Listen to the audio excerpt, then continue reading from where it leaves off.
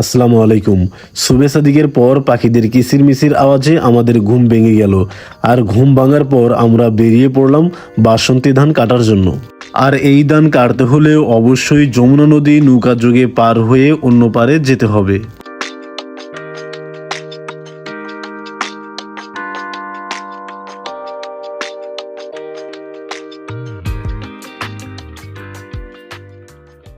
উনি হলেন আমার জনক। তিনি কাগজে কলমে শিক্ষিত না হলেও বাস্তবিক অর্থে তিনি অত্যন্ত কর্মঠ ও আত্মশিক্ষিত একজন লোক।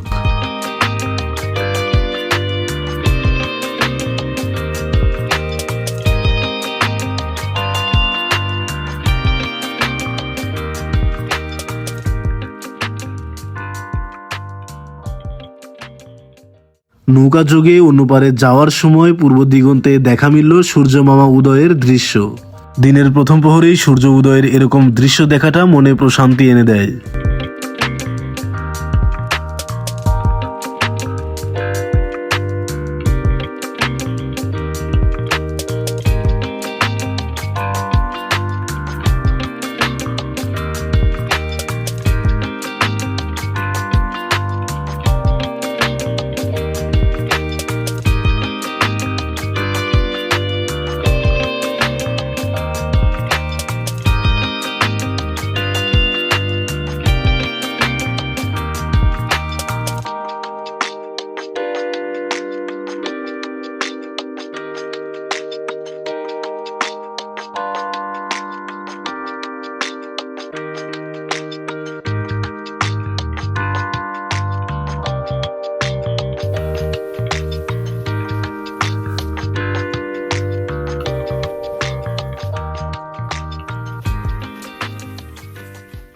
ধান কাটা শেষে ক্লান্তি এড়ানোর জন্য এবং সূর্যের আল্ট্রাভায়োলেট রে থেকে নিজেকে রক্ষা করার জন্য আমি মাঝে মধ্যেই বসে পড়তাম ভাঙ্গা ছাতার নিচে।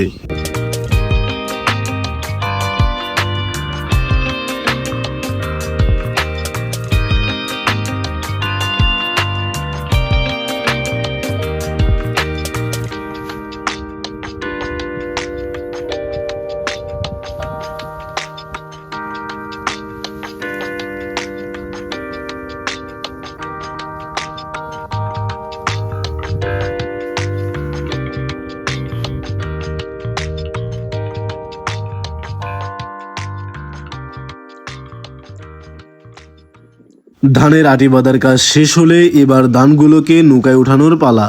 যমুনার এই চরে ঘোড়ার গাড়ি না থাকায় ধানগুলো মাথায় করে নৌকায় নিয়ে যাওয়া হচ্ছে।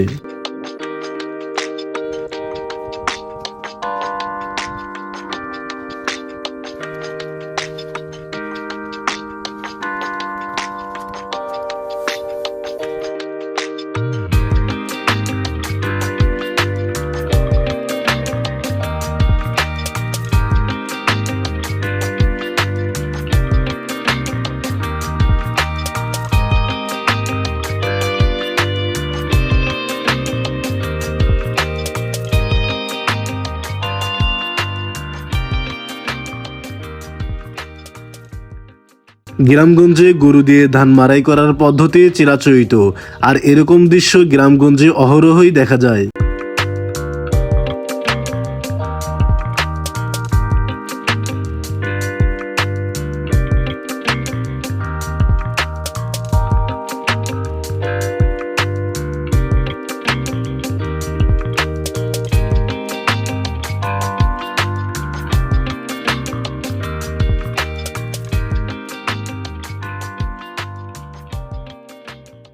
এখন কিন্তু সোনালী ধান আমাদের চোখের সামনে, যা কৃষককে এনে দেয় চোখের শান্তি এবং মনের শান্তি।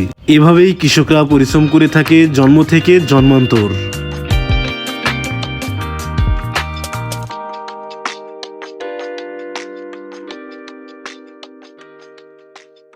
অতঃপর নেমে আসলো ঘন কালো ঘুটঘুটে অন্ধকার।